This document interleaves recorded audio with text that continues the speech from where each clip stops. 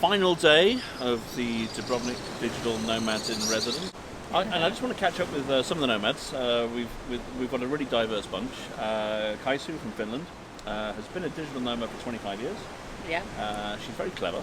Thank you. She can drink a lot of vodka. And I want to start by saying, you as an experienced digital nomad who's done a lot of work around the world on skilled migration and so on, you obviously knew that Dubrovnik was not a trending #1 digital nomad hotspot. But you applied and you came anyway. Yeah. What were your expectations of that, and what did you actually find in terms of this destination as it is today, as a nomad destination? Well, I had been here a couple of times before too, and I have a lot of nomad friends. If they would come to Croatia, they would go to Split or perhaps Zagreb, and this definitely was not on the radar in that way. I was thinking that we have quite the task ahead.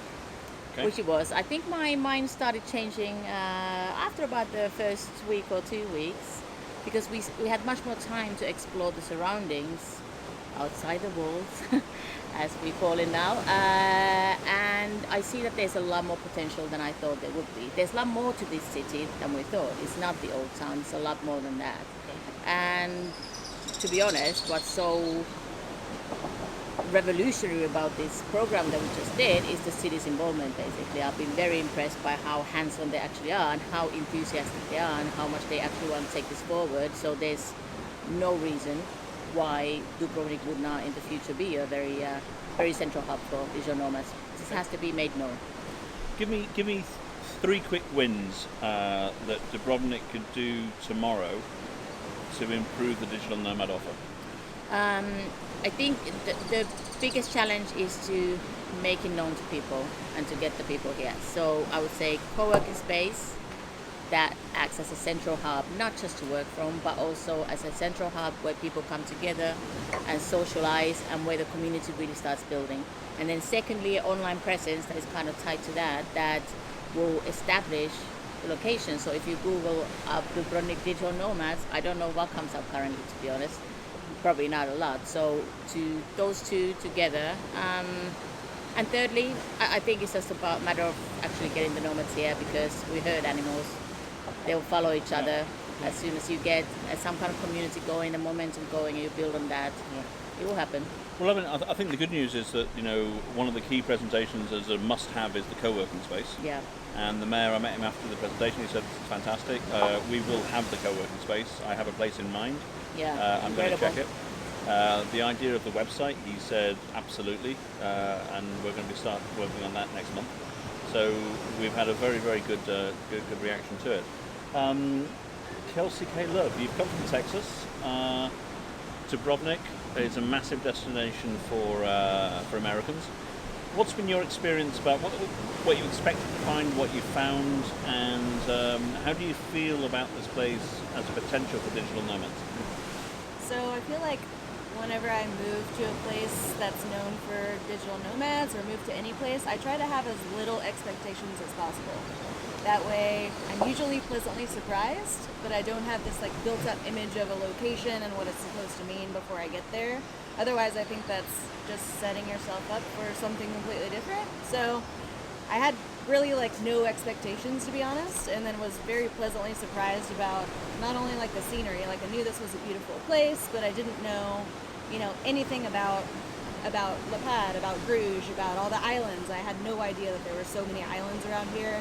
I had no idea that we were so close to Bosnia, to Montenegro, and to so many other different locations that you could go on weekend trips to, or pleasantly surprised at how much recreation there is. Usually when I move to a place, it's really about its eating and drinking culture, but here there's a lot more, natural, there's cycling, there's hiking, there's kayaking, there's lots of outdoor recreation you can do. As far as being a digital nomad hub, it's got a lot of potential. I think very simple things could be shifted to make it a successful place for people to come in the future. Give me 3 quick wins then. So start building content. The website is going to be a lot of work, but to start building out exactly what those frequently asked questions are. You're going to need a lot of photos and videos just to start that process. The more people you have doing that work for you helps. And so I'd say start building content as soon as possible. We talked about the co-working space yesterday, but in the meantime, maybe speaking to locals with establishments that can do hot desking. Just to start setting up that process of where can people go work here in the meantime until co-working is really set up. And then beyond that, maybe I think this sounds like more of a long-term win, but it's really, to me, short-term is speaking to the locals about the benefits for them. It's a very small city. I feel like if you start spreading that word around, it'll get around quickly. But I think really just educating everyone about the benefits for them. Yeah. Okay, great. Charlie, the whole concept of digital nomads in Croatia is quite new. People don't really understand what a digital nomad is necessarily. They think it's influencers or bloggers or stuff like that. And this program has had a lot of interest, some of it negative, because people think this is a freebie that you're just coming to enjoy. But you guys are working, so tell us about the 1 month experience of living and working in a destination, what there was for you to do in Dubrovnik, from working, from enjoying, from weekend trips and everything else, and how that fits into the lifestyle of a digital nomad. It was a really intense month. I don't think I've worked as hard and done as much for about 2 years of what with COVID being around, which has been great actually. I think when it comes to working, we obviously had a very beautiful space to be able to work in. Lots of great people to be able to work with, which is something that I've not done before. I'm a really new nomad. I've only been nomadic since October, and I moved to a town where there was no co-working space, there were no digital nomads. So coming here was kind of my first real taste of being a digital nomad. And it's been a really great thing to find out exactly what there is here that is offered. For me, the islands were absolutely brilliant, and I think it's one of those things that most of the week you work, then you want to hang out at the weekend, and you've got these amazing islands just an hour away, something like that. Croatia, you've got Hvar not far away, you've got the Lopud and these sort of areas as well. And I think for me, being quite outdoorsy, really enjoying sort of hiking and nature, that is something that Dubrovnik has that I'd not really thought about before I came. And then in the town, it's a really beautiful town, but it's got a lot of character as well, and that's something that I always look for wherever I go. And I think the nomads do too. You don't want to be somewhere you either want to be somewhere that has a very established digital nomad presence, or you want to be somewhere that's actually quite beautiful and things to do, one or the other, or ideally both, which is of course what we're trying to do. And I think that, they're sort of the main things I found over the month, that it's been filled with stuff to do, which I didn't expect. I thought I might be a bit bored here, to be honest. I also had the image of Dubrovnik, there's not much here, you go around the old town, it's lovely, but that's kind of it.